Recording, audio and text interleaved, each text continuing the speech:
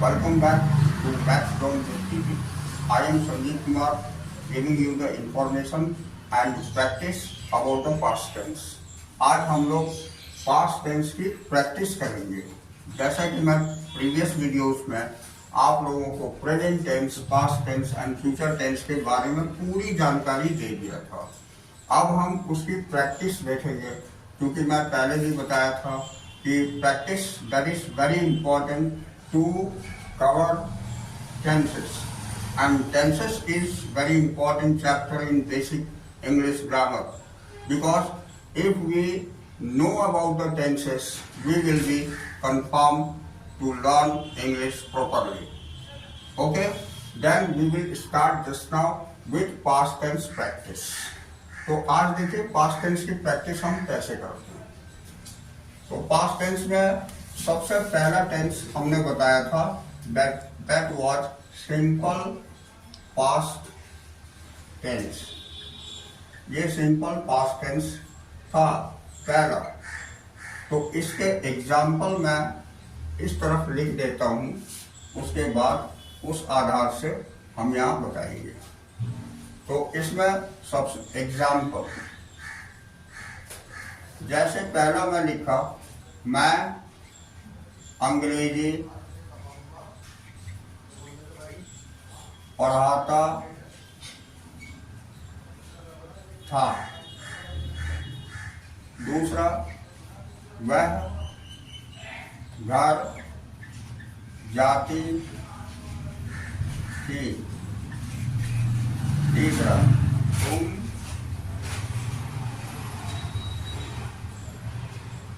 तुम खाना खाते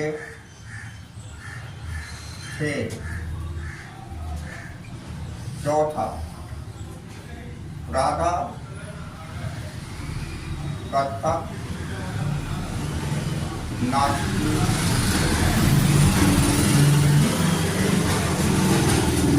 और मोहन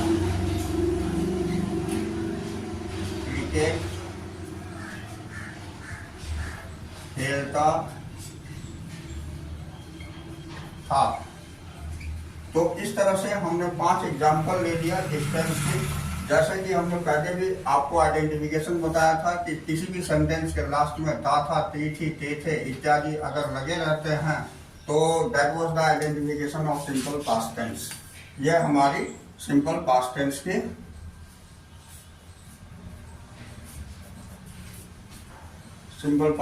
की एग्जाम्पल थी। ठीक है, इसमें एक सेंटेंसेस और मैं लिख देता हूँ, क्योंकि 6 सेंटेंसेस रहेगा तो एक सेंटेंसेस को तो एग्जाम्पल पर मैं बताऊंगा, बाकी के 5 सेंटेंस आपके रह जाएंगे प्रैक्टिस के लिए। तो एक सेंटेंस और लिख लीजिए, वो है वे स्कूल जाते थे। ये 6 सेंटेंस हमने लिख लिया। अब इसमें पहला सेंटेंस ये जो है, इसको मैं convert assertive, negative and interrogative sentence में करके दिखाता हूँ, और जैसे वो सेंटेंसेस कन्वर्ट हो जाएगी, that is the conversion of first example. उसी तरह से सारे एग्जाम्पल जो हैं हम लोग कन्वर्ट कर लेंगे और प्रैक्टिस कर लेंगे। Practice more important. ओके, तो आइए हम असर्टिव सेंटेंस में आते हैं। Assertive sentences. तो असर्टिव सेंटेंस की स्ट्रक्चर हो जाती थी,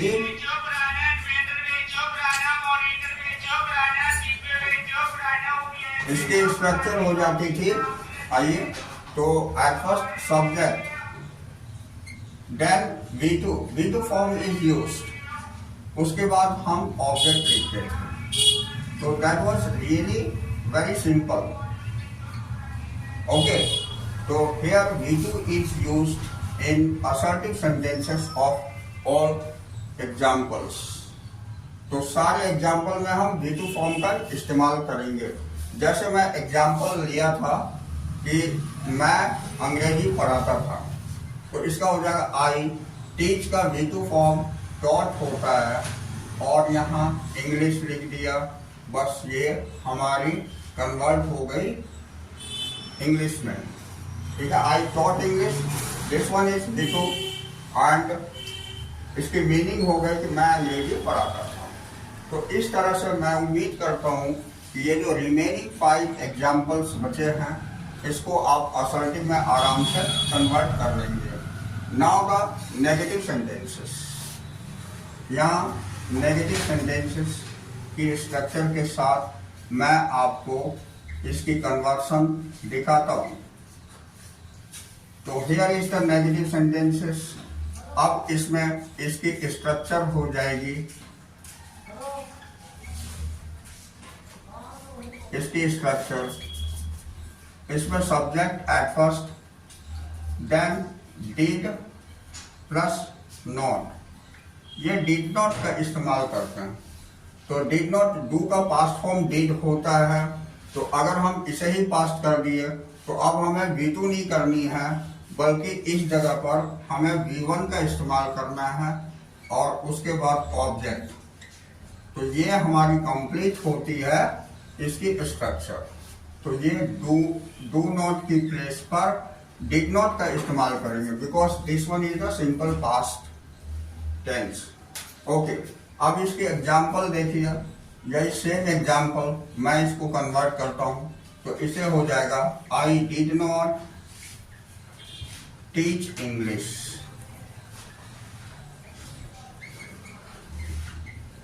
इसका मतलब हो गया कि मैं अंग्रेजी नहीं पढ़ाता था।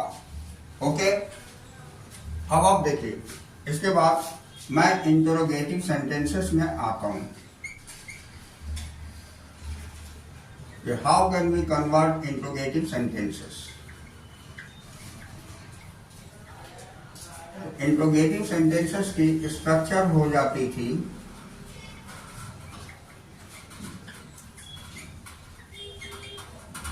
ये helping verb did at first in capital, then subject, then given form, after that object, note of interrogation at last। ये हमारी हो गई। अब ये स्ट्रक्चर जब हमारी हो गई कंप्लीट, तो इसके एग्जाम्पल देखिए। एग्जाम्पल हो जाएगा did I teach English, question mark. तो ये यहाँ फिनिश होती है। इसका मतलब हो गया क्या मैं अंग्रेजी पढ़ाता था। तो इस तरह से सिंपल पास्ट टेंस की हमने प्रैक्टिस कर ली, एक एक सेंटेंस की विद एग्जांपल क्लियर हो गया। अब इसी तरह से हमारे रिमेनिंग 5 सेंटेंसेस जो मैं यहाँ लिख चुका हूँ, मैं उम्मीद करता हूँ कि आप लोग इसकी प्रैक्टिस कर लेंगे और प्रॉपर हो जाएंगे हमारे पास्ट टेंस की पहली सिंपल पास्ट टेंस में। Now I want to give you the idea about the second tense। दूसरी टेंस में मैं आ जाता हूं, जिसको हम लोग पास्ट कंटिन्यूअस टेंस बोलते थे।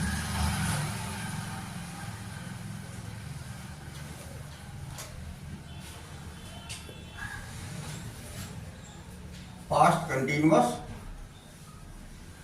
Tense, right. अब पास्ट कंटिन्यूअस टेंस में एग्जाम्पल कैसे हो जाती है, ये मैं आपको यहां दिखाता हूं।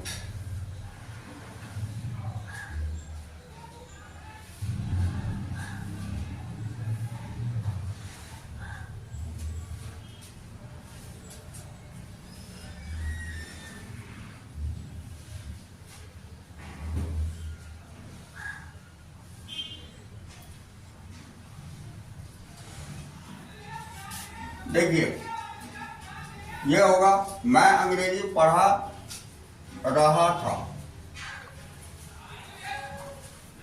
दूसरा, वह घर जा रही थी। तीसरा, तुम खाना खा रहे थे। और राधा कथक नाच रही थी। और मोहन क्रिकेट खेल रहा था और वे स्कूल जा रहे थे।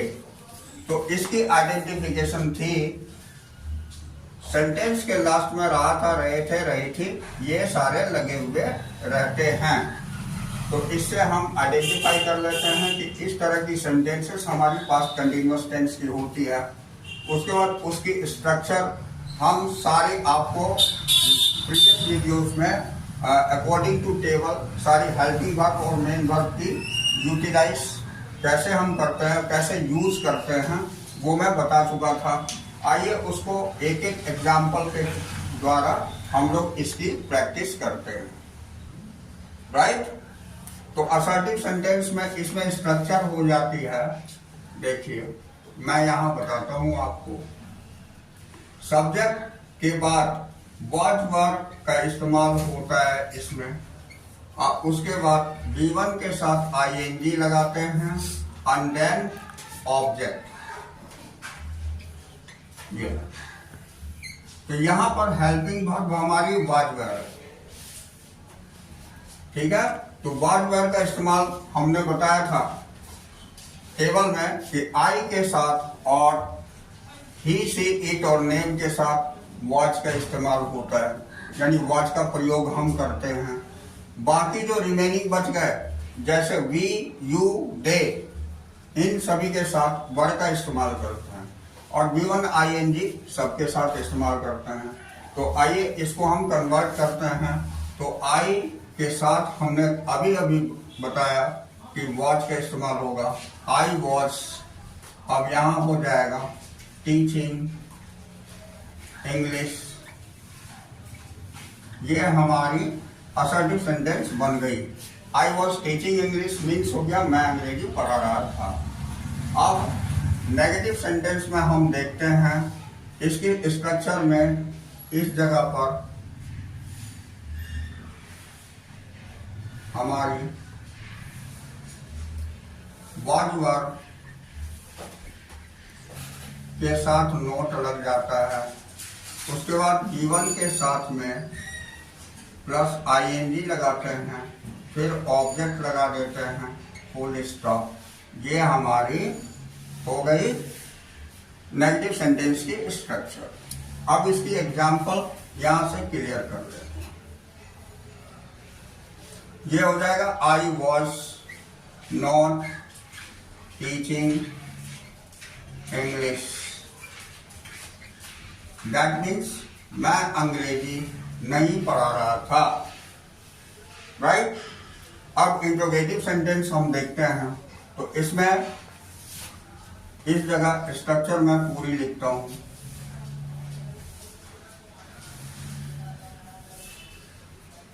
देखिए इसमें वॉज वर्ब जो हेल्पिंग वर्ब थी वो पहले इस्तेमाल होगी सब्जेक्ट से। कब? सब्जेक्ट, उसके बाद V1 ing, देन ऑब्जेक्ट और लास्टली क्वेश्चन मार्क। ये हमारी स्ट्रक्चर हो जाती है। इसमें ये हेल्पिंग वर्ब बिफोर। राइट? तो अब आइए इसकी एग्जांपल बना के दिखाता हूँ। यहाँ हमारा मैं लिखा था कि मैं अंग्रेजी पढ़ा रहा था, तो मैं के साथ वॉज का प्रयोग होता है जो कि हम पहले भी देख चुके हैं। तो वॉज को हम पहले कर लेंगे। वॉज आई टीचिंग इंग्लिश,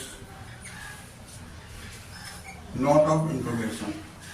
तो ये हो गई क्या मैं अंग्रेजी पढ़ा रहा था।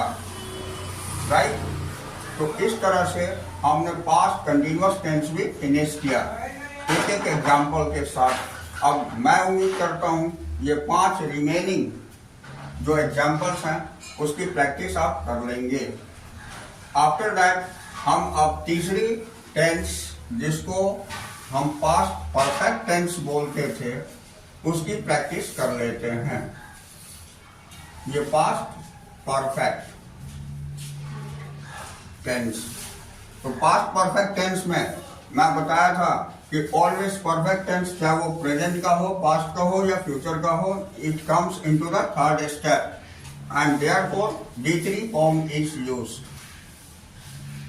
वर्ब का थर्ड फॉर्म यूज होती है। तो आइए इसमें हेल्पिंग वर्ब क्या लगता है, तो ये मैं बताता हूँ। इसमें हेल्पिंग वर्ब केवल हैड लग जाता है।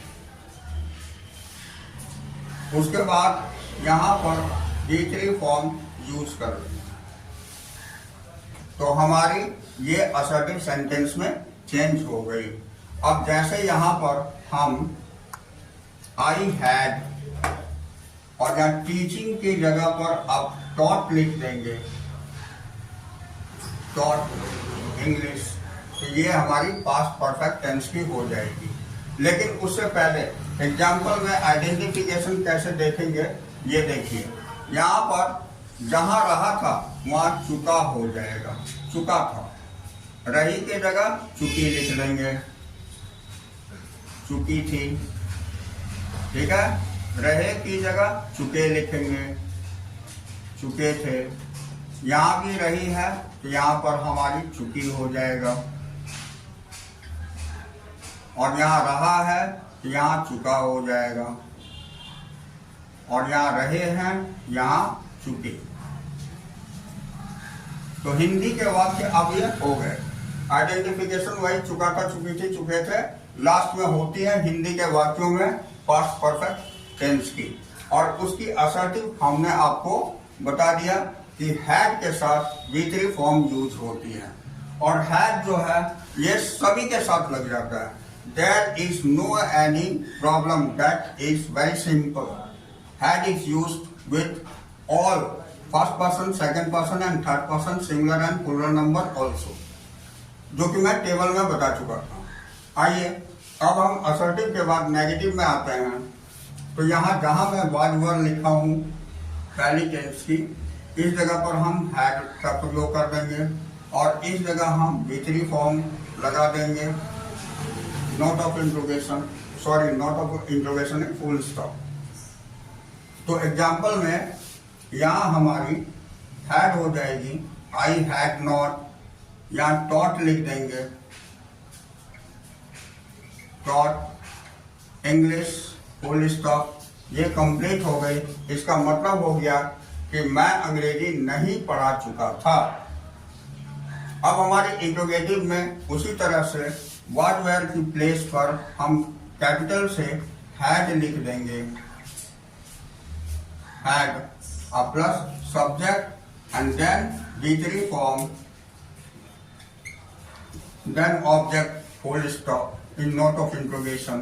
तो ये हमारी इंट्रोगेटिव सेंटेंस हो गई। अब देखिए इसका एग्जाम्पल हम देख लेंगे।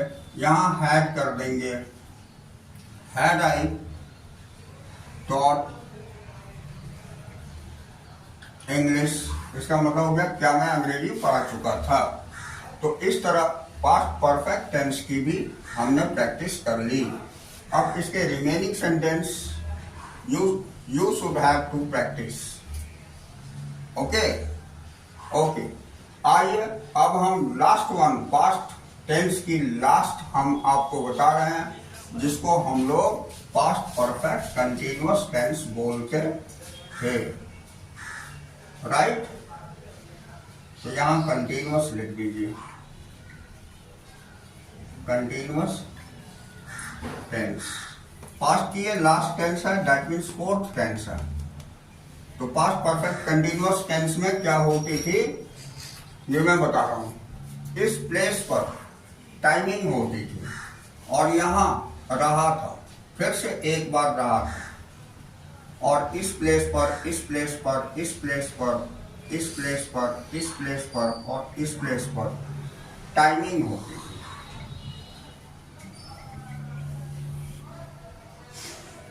ये टाइमिंग होती थी इस प्लेस पर।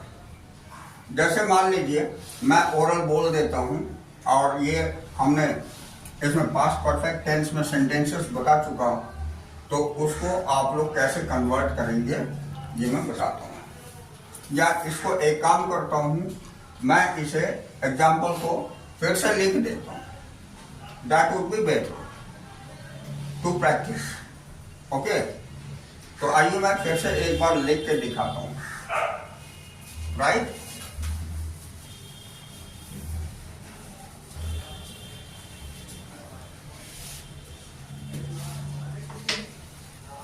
तो देखिए इसके एग्जाम्पल मैं पहले बताता हूँ। पहला, मैं 2 घंटे से अंग्रेजी पढ़ा रहा था। मैं 2 घंटे से अंग्रेजी पढ़ा रहा था। इसमें ये देखिए यही टाइमिंग है और ये लास्ट में रहा था लगा हुआ है। जैसे दूसरा, तुम 4 बजे से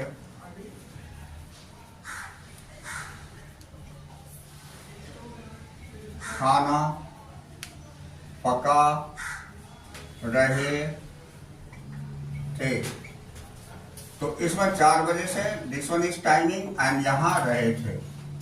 जो मैं अंडरलाइन कर रहा हूं, these are the identification, be careful. Okay, तीसरा लिखिए, वह 5 दिनों से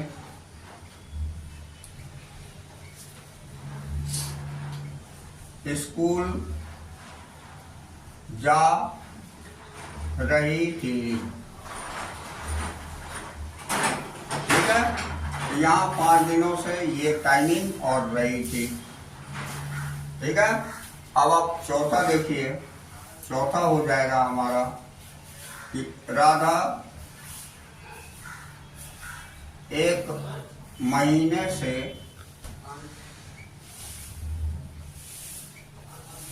कथक नाच रही थी। तो यहाँ 1 महीने से ये टाइम है और रही थी। ठीक है, अब 5वां, मोहन 4 घंटे से क्रिकेट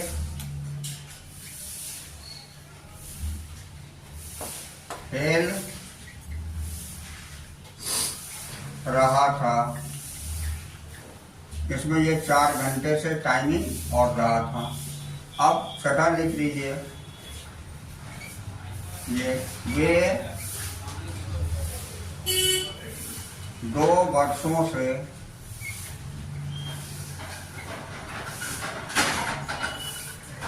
स्कूल जा रहे थे। तो यहाँ 2 वर्षों से ये टाइमिंग और रहे थे। तो इस तरह के वाक्य हमारे पास्ट परफेक्ट कंटिन्यूअस टेंस में आ जाते हैं। राइट, अब इस तरह के वाक्य जो आ जाते हैं, तो इसके लिए हम इंग्लिश में कन्वर्ट करने के लिए क्या क्या यूज करते हैं, कौन सा हेल्पिंग वर्ब यूज करते हैं और कौन सा मेन वर्ब का कौन सा फॉर्म होता है, ये सारे हम पास्ट परफेक्ट कंटिन्यूअस टेंस में जानकारी दिए हैं। एक बार इसे रिकॉल कर लेते हैं। तो देखिए, इसमें हैड के साथ बीन का प्रयोग होता है।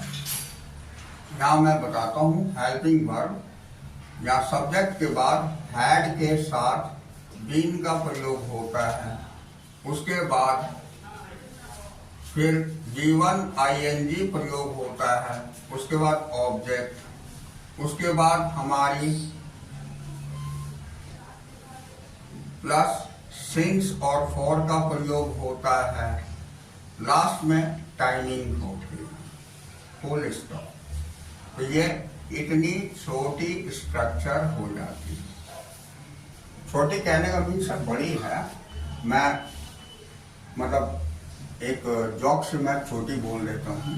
ठीक है, तो ये जैसे इसके नाम बड़े हैं वैसे स्ट्रक्चर भी बड़ी होती है, सेंटेंस भी बड़े होते हैं। इसलिए तो आइए, ये जो स्ट्रक्चर हो गई, इसको अब हम इंग्लिश में कैसे कन्वर्ट करते हैं ये मैं दिखाऊंगा। तो इसका हो जाएगा, I had been teaching English अब यहाँ देखिए सिंस फॉर का प्रयोग जैसे हम simple present perfect continuous present perfect continuous tense में, हाँ जैसे प्रेजेंट परफेक्ट कंटिन्यूअस टेंस में हमने दिया था, ठीक उसी तरह से इसमें भी सिंस एंड फॉर का प्रयोग होता है। सिंस का प्रयोग निश्चित समय के लिए और फॉर का प्रयोग अनिश्चित समय के लिए। तो निश्चित समय that means point of time और अनिश्चित समय that means period of time. तो आइए यहाँ पर हमें 2 घंटे से दिया हुआ है, this one is the period of time, तो इस जगह पर हम फॉर का इस्तेमाल करेंगे और उसके बाद लिखेंगे 2 आवर्स, 2 घंटे के लिए 2 आवर्स हो जाएगा। तो I have been teaching English for 2 hours means हो गया मैं 2 घंटे से अंग्रेजी पढ़ा रहा था। ओके, अब नेगेटिव सेंटेंस में इसकी स्ट्रक्चर देख लेते हैं। तो यहाँ पर पूरी डिटेल से लिखते हैं। सब्जेक्ट प्लस हैड बीन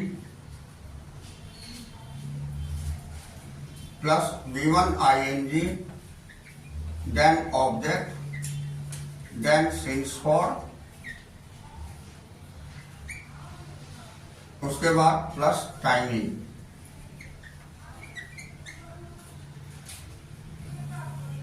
तो ये हमारी स्ट्रक्चर हो जाती है। अब इसके एग्जाम्पल हम देख लेते हैं। तो यहां हो जाएगा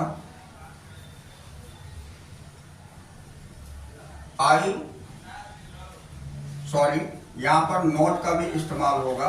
I had not been negative है, इसलिए यहां I had not been teaching English for 2 hours. ये कंप्लीट हो गया। यहाँ हैड और बीन के बीच में ही नॉट का प्रयोग होगा, बी केयरफुल। ये नॉट हमारी हैड और बीन के बीच में लगेगा। तो इस तरह नेगेटिव सेंटेंस भी हमारी कंप्लीट होती है। And after all the interrogative sentence. Okay, तो इंट्रोगेटिव सेंटेंस में हमारी क्या हो जाती है ये मैं बताता हूं। इसकी स्ट्रक्चर फिर डिटेल से लिख करके मैं इसे बताता हूं। Okay,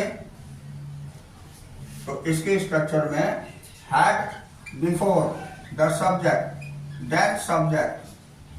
then been is used, after that V1 plus ING, then object, then since for,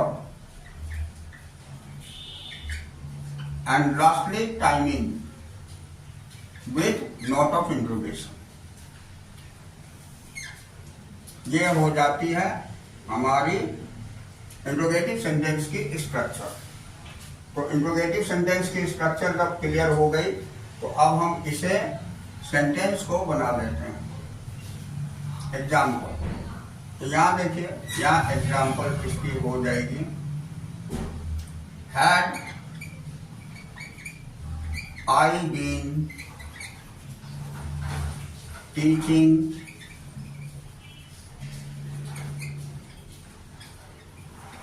English for 2 hours, note of interrogation. तो अब देखिए मैं इसकी हिंदी बता देता हूं तीनों सेंटेंसेस की। पहले I had been teaching English for 2 hours, ये हमारी असर्टिव सेंटेंस है जो कि लिखा हुआ है मैं 2 घंटे से अंग्रेजी पढ़ा रहा था। अब नेगेटिव में I had not been teaching English for 2 hours, इसका मीन्स हो गया मैं 2 घंटे से अंग्रेजी नहीं पढ़ा था।